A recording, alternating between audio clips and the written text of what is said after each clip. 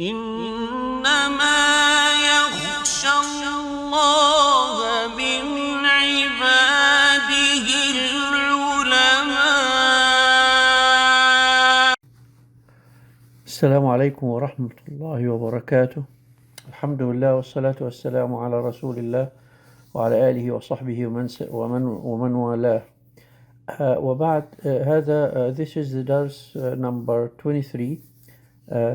Today is 25 of January 2026. The 6th of Shaban 1447. And we stopped last time after we talked about an important principle in the context of the knowledge of the cause of revelation. And we talked about the cause of revelation and how important it is to understand why it was revealed, and we gave examples, and we said there is a principle we have to understand, which is what really matters is the general wording, not the specific cause. The general wording means the general context of the ayah or the hadith, the same, that's actually should govern our way of extracting the ruling, not the specific reason. Because if we say it's a specific reason, this will make the revelation very narrow in application, because we have to get to the exact situation as was in the time of the revelation itself in order to apply the ruling. And this is very it's real, it's very little. Like an example, I'll give you an example in hadith, when Rasulullah sallallahu alayhi wasallam was asked, some of the Sahaba asked him, Ya Rasulullah, do we make wudu with the water of the sea? So Rasulullah said, هو الطاهر ماؤه الحل ميتته. So he generalized actually the answer. He said, it is, which he refers to the water of the sea, it is the pure, it is the source of pure water and of halal dyed things like the fish and stuff. So he didn't specify, he didn't said yes, you can go and make wudu with the seawater, because then we can somebody come now and say, well, he was talking to this Sahabi, it's halal for this Sahabi, because he told him, he answered his question. But Rasulullah put in place this understanding of the principle we're talking about, which is what matters is the generalization of the context rather than the specific cause, which was a question at the time. And we give other examples at the time with the Sa'd ibn Rabi' and when he was killed and his wife went to talk about her two daughters with Rasulullah, and then the ayah of given the surah, the ayah of inheritance, to give the two thirds to the two girls, and the rest goes to the uncle, because the uncle, as was the custom, he took all the money of his brother. This is where we in fact stopped. Another thing we are going to discuss, which is we have to also, we actually talked about that last time in brief, where we need to know the way, or scholars, or those who study the science of Quran, al-Kitab, you need to understand the customs of Arabs in their expressions and actions, how they used to use language. And we will have a lot of this coming up in the next few paragraphs. It is very important to know how Arabs express the meaning, how they put the meaning into the formats of words they use, because it's very relevant to how we understand it. And we give an example of the of the Ibn al-Zab'ari, when the ayah of إنكم وما تعبدون من دون الله حصب جهنم, you and whoever and what you worship besides Allah are the fuel of hell. He said, okay, then the angels and Jesus are going to be in hell. He didn't notice that the ayah says إنكم وما تعبدون, not ومن تعبدون, because ما is for غير العاقل, the things that has no intellect, rocks, trees, whatever, the soil, all these things, other than humans, any other than human.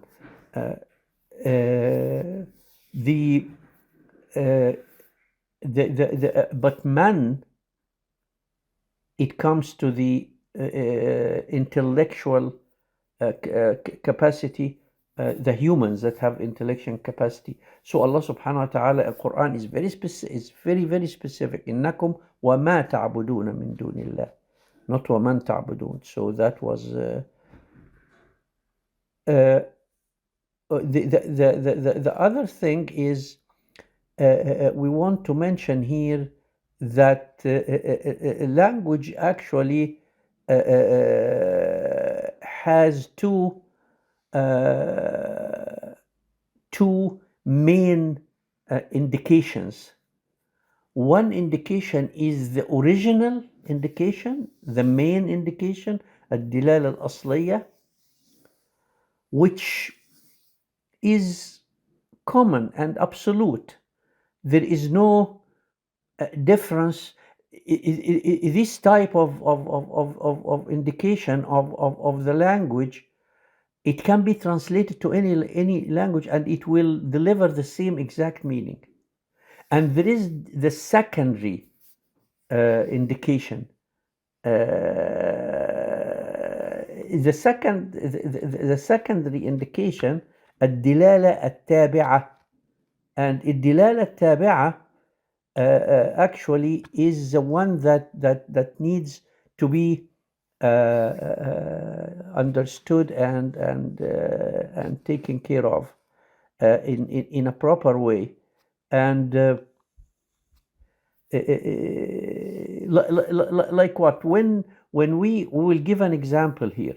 When we talk about الدلالة الأصلية, the original indication, when we talk about it, we say, let's see an example of قام زيد. زيد stood up. زيد stood up. If we say it in Arabic, it's not like in English. It's more specific. It's much more specific. So in this example, if we say قام زيد,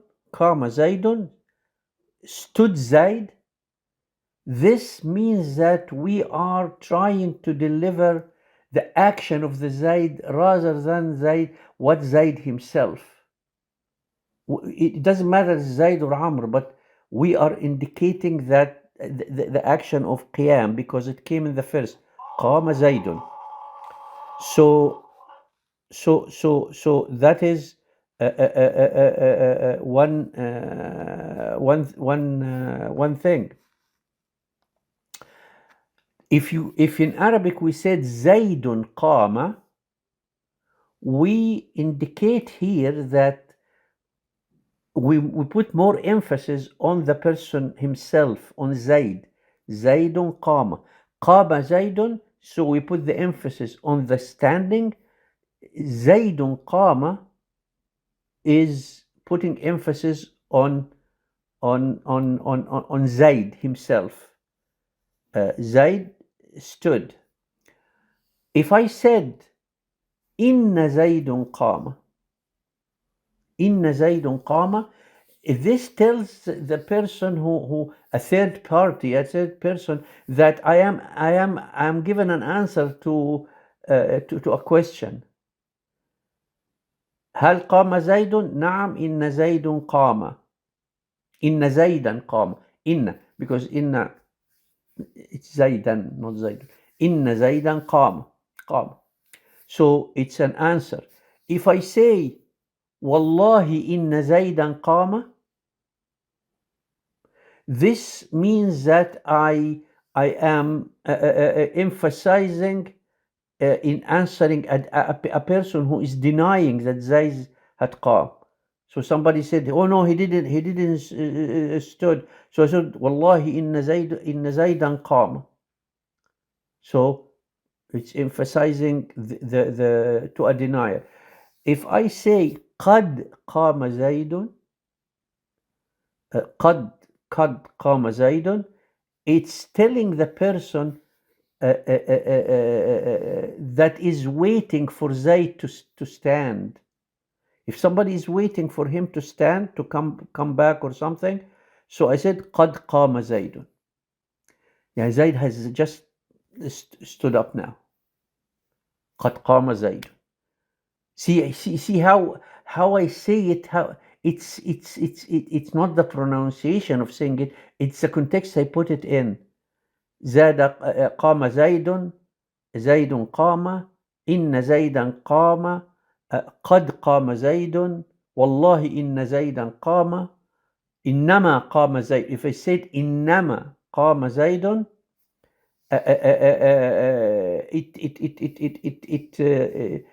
it is it is a rebuke of someone who denies it.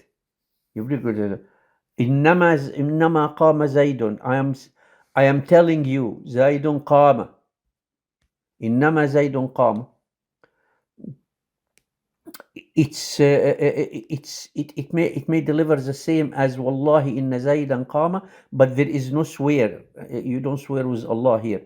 إنما قام زيد. So it gives the same emphasis, but with a different expression. So from this variation, we see that it's according to the context or the circumstances at which the person is actually speaking. And that tells us one thing about the characteristic of Quran. We can see, we maybe sometimes wonder why Allah subhanahu wa ta'ala repeated the story of Bani Israel many times, repeated it in many places, repeated the story of Noah in few places, repeated the what happened with Maryam in couple of places, repeated Qawm Lut, and the qasas, the stories of the Quran were repeated in many in different surahs. Because in each, it is not that Quran is just saying it again. No, it's you have to understand the context of the whole surah, and this is what Sayyid Qutb Rahmatullah Alayh did actually in Zilal Quran. He put the surahs in the context, the story, in the context of the surah, and he understood it from this, why it was said this way, not the other way that it was said in the other surah. Because there is a context. Quran doesn't repeat itself. A'udhu billah. We can't say Allah just repeats things like that without qasd, without a meaning. Allah doesn't do anything without a meaning. So that is a reason why the story of Quran was actually repeated in many places, and also that is why we rebuke and we deny we don't deny it, but we are of the opinion that the translation of Quran is not Quran. It is not Quran.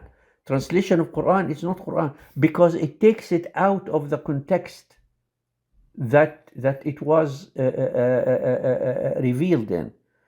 If you translate, you will translate the original indication, not the secondary indications.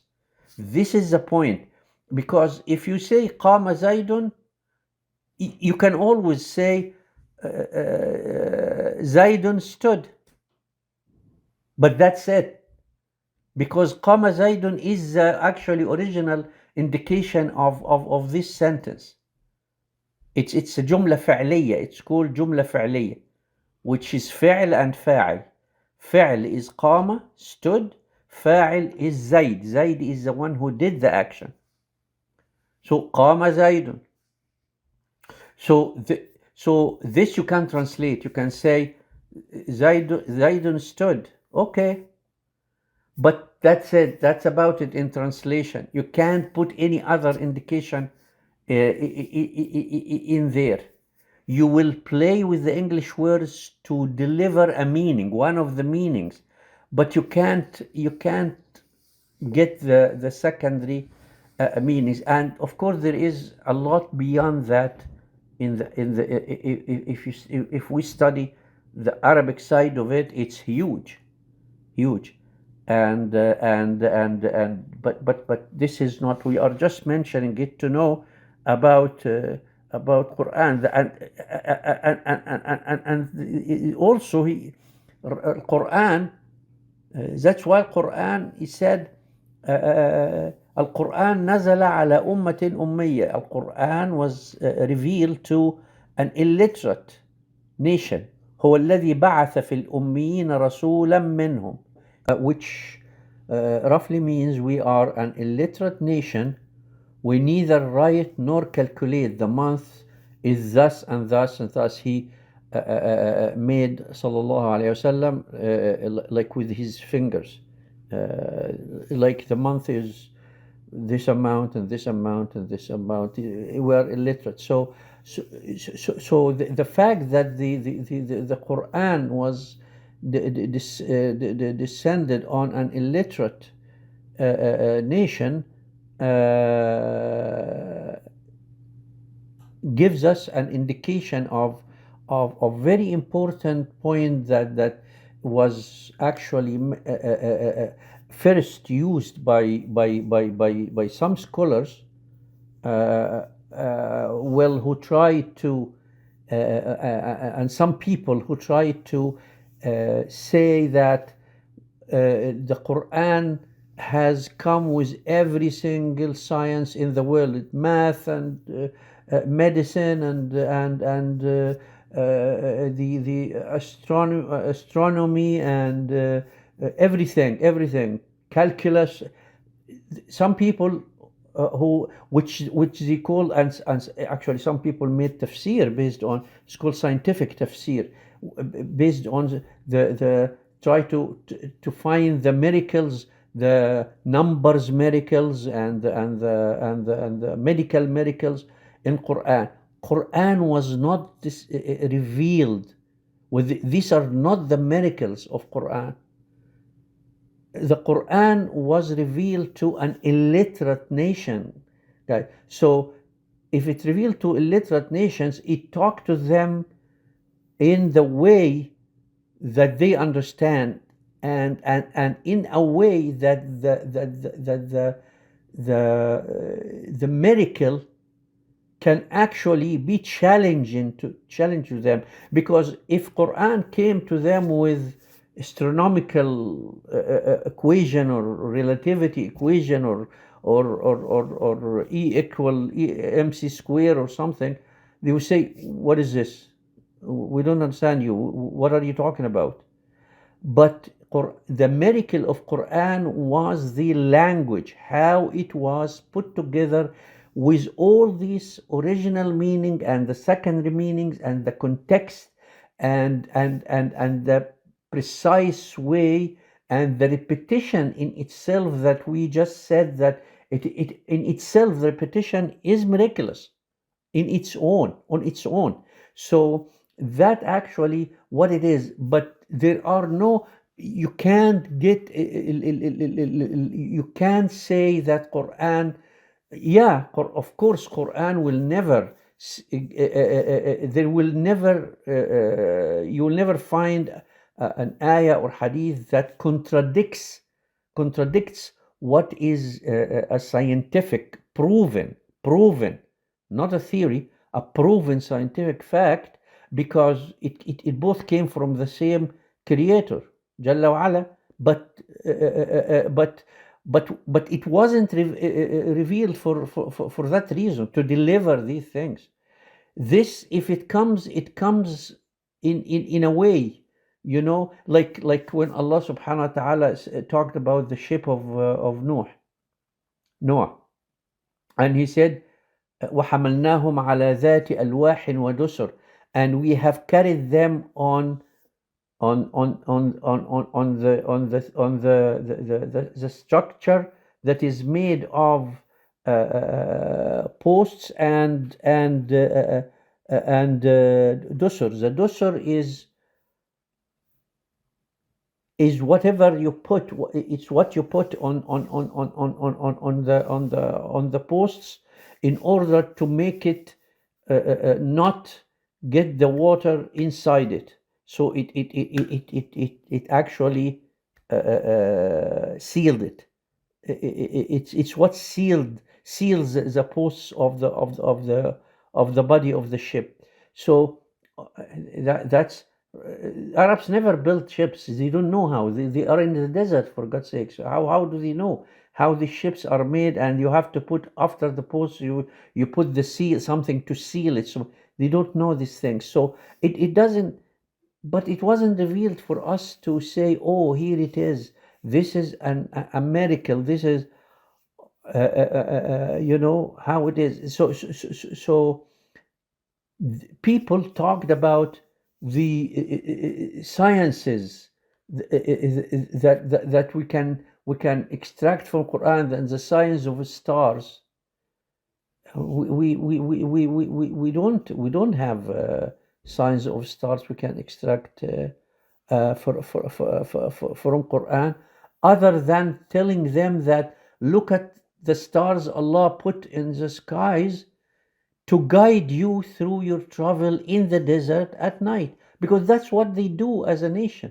They travel through the night in the desert. That's it.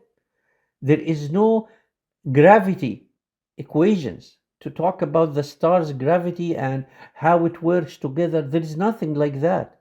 It doesn't. And by the stars they are guided. Surah Al-Nahl. And the moon, we have determined phases for it. وَالْقَمَرَ قَدَّرْنَاهُ مَنَازِلَ. They used to see the moon. Actually, the lunar year is based on the phases of the moon, and it is the most precise because it is the only thing that is connected to a phenomena that is constant. It never stops, at least in the duration of humanity and the next maybe 1 billion years, because the moon has this phase all the time because of the circle. The circle and this, it's not meant in Quran. It's what they saw, which are the phases of the moon that was mentioned in Quran, right? We now know that, subhanallah, so the lunar year and stuff, but that was not the reason was revealed. It wasn't.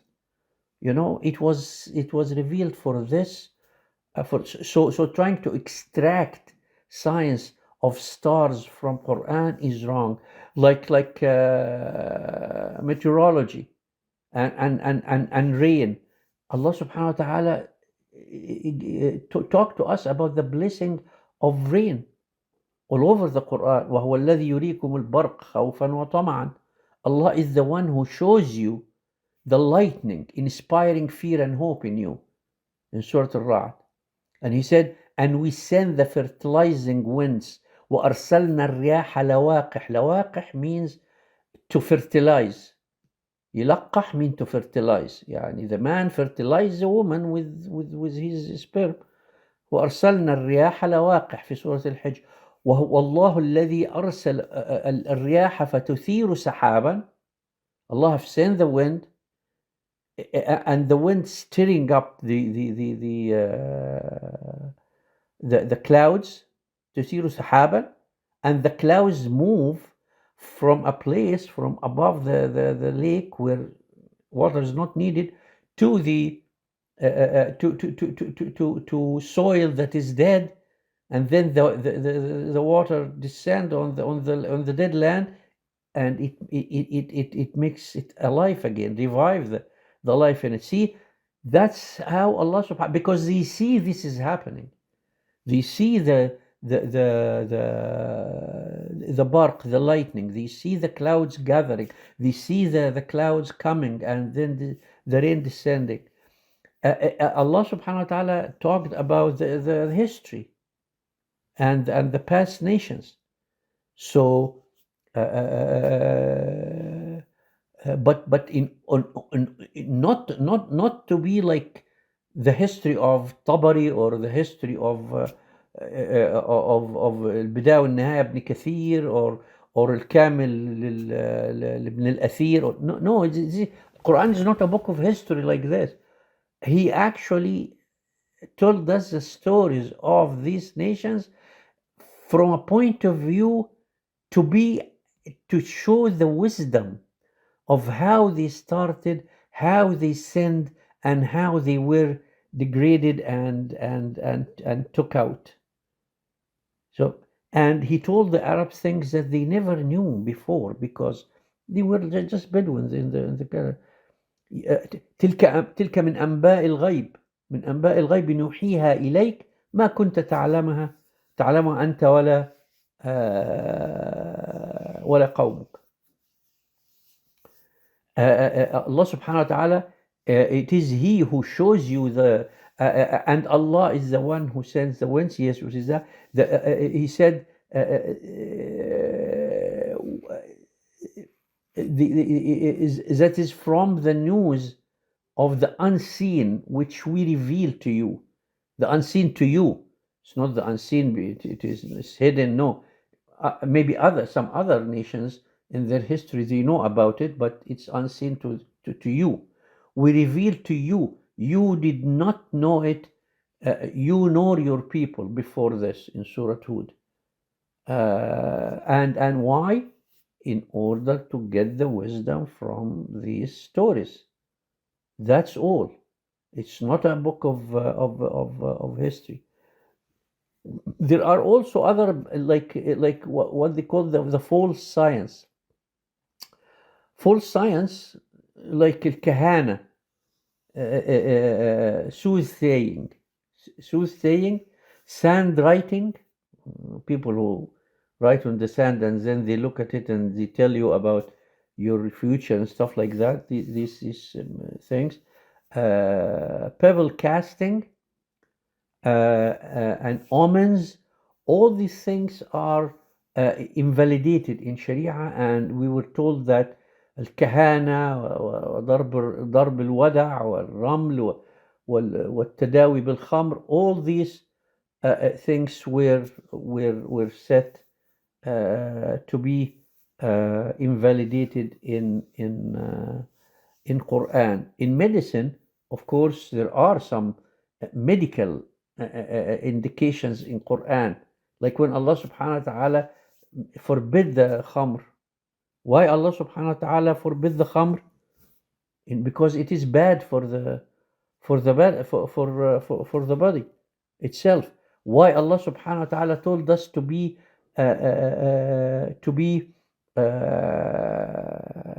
like moderate in eating and drinking? He said, كلوا واشربوا ولا تسرفوا. Eat and drink, but do not be excessive.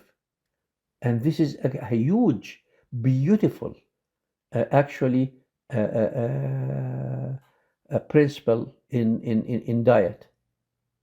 Eat and drink, but don't be excessive. Don't eat until you feel like full and you can't like move, which is called in Arabic al-basham, you know, أو الغوي. الغوي, which is to basham, to fill your stomach totally so you can't move. You don't do that. كلوا واشربوا ولا تسرفوا. Also, the science of eloquence, how the best writing in the Arabic language, which is the main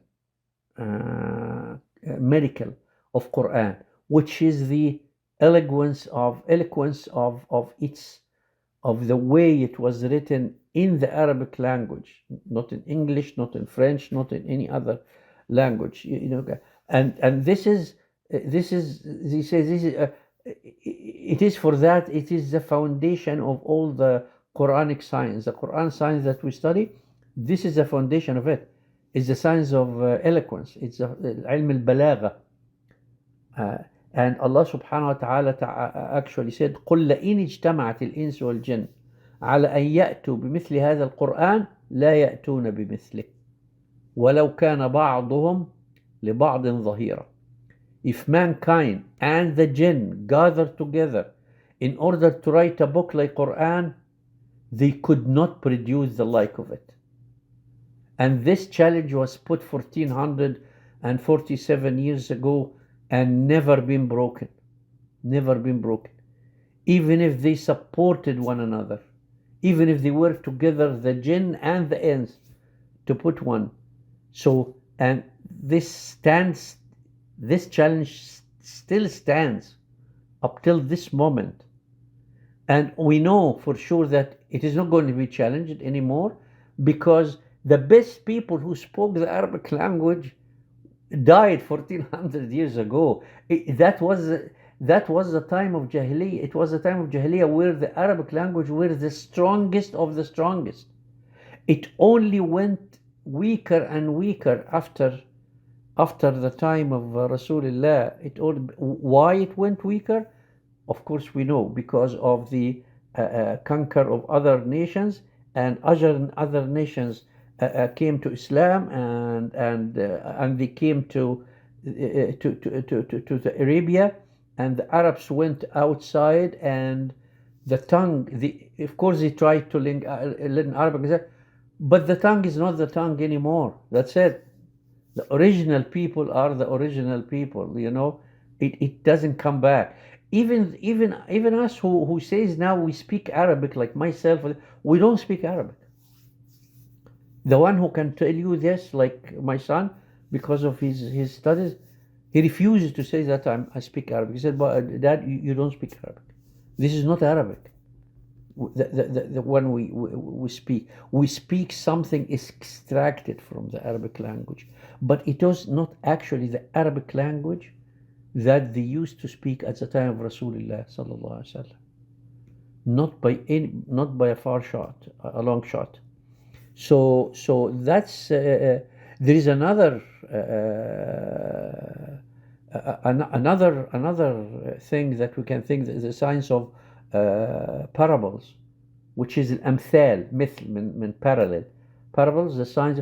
Allah subhanahu wa ta'ala said وَلَقَدْ ضَرَبْنَا لِلنَّاسِ فِي هَذَا الْقُرْآنِ مِنْ كُلِّ مَثَلٍ. We have indeed set forth for mankind every kind of parable in this Quran. Allah subhanahu wa ta'ala, specifically these parables are very, very, very important, although it's basic and simple, but it is so important. Allah subhanahu wa ta'ala in many ayahs say وَضَرَبَ اللَّهُ مَثَلًا أصحاب القرية وضرب الله مثلا this وضرب الله مثلا ويضرب الله الأمثال للناس. Allah subhanahu wa ta'ala, He actually gave us these parables all over Quran. You can find it. Why? Although it's simple. It's a simple deduction. He gave it to us for many reasons. First of all, to teach us about the specific parable and how and what happened in this specific thing. Like وضرب الله مثلا أصحاب القرية إذ جاءها المرسلون إذ أرسلنا إليهم اثنين فكذبوهما فعززنا بثالث قالوا إن إليكم في سورة ياسين. In Surah Yasin, وضرب الله لك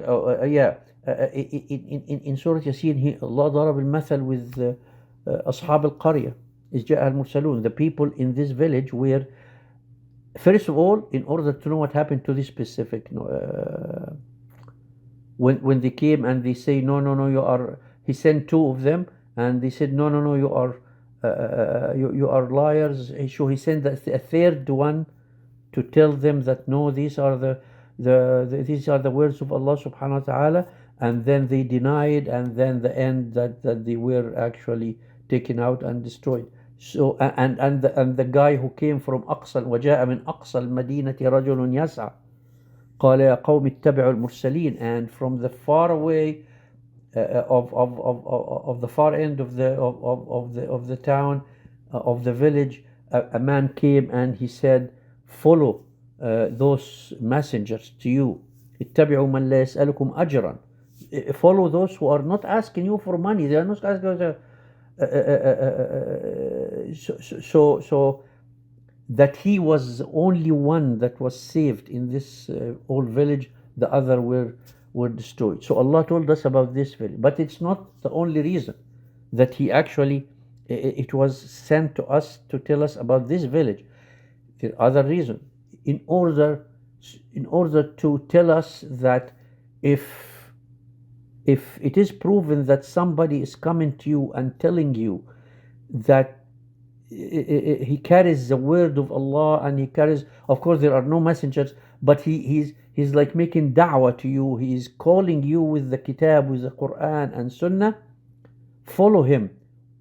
Like وَمَا لِيَ لَا أَعْبُدِ الَّذِي فَطَرَنِي وَإِلَيْهِ تُرْجَعُونَ.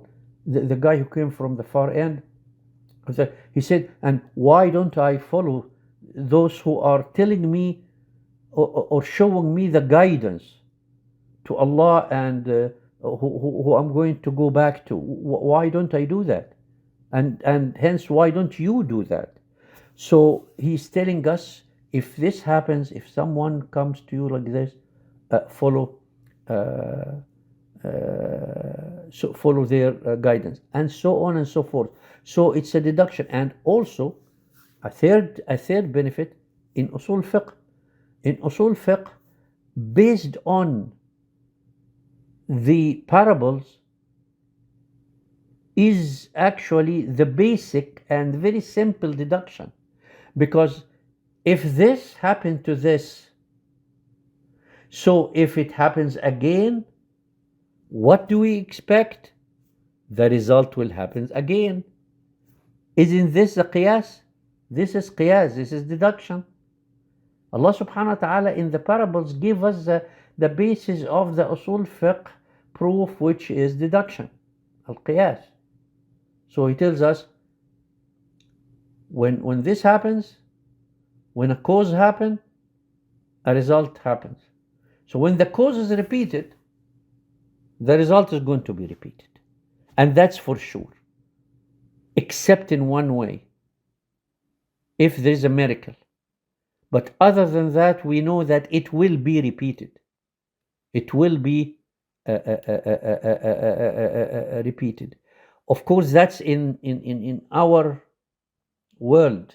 In our world, in the world of human beings, at the level we deal with each other. This is Allah subhanahu wa ta'ala connected the cause with the result, which is a causality, which always happen this way. We are not talking about other things, other dimensions and stuff like that. This is not our concept. We're talking about what we see, how the benefit of humans.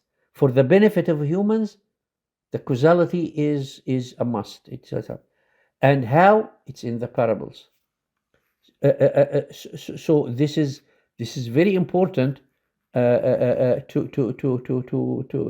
understand. So we have to, in fact, get rid of this idea of in our mind that the Quran has all the sciences and all the knowledge that in the world. This is obsession. This is wrong.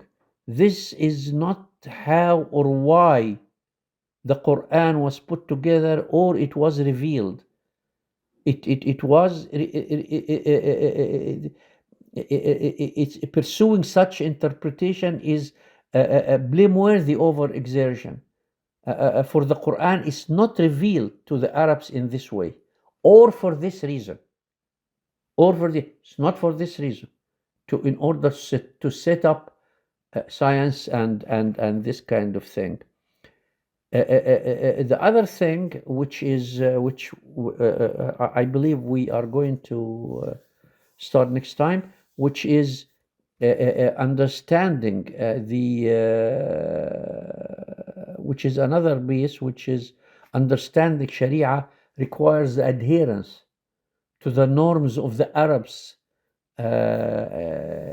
revealed in language and in their customs as well. We can't understand it, which is kind of moving from this to how some of the use of the other words that gives an example of what we continue considering what we were actually talking about in this session, and inshallah we'll talk about it in the lesson 24.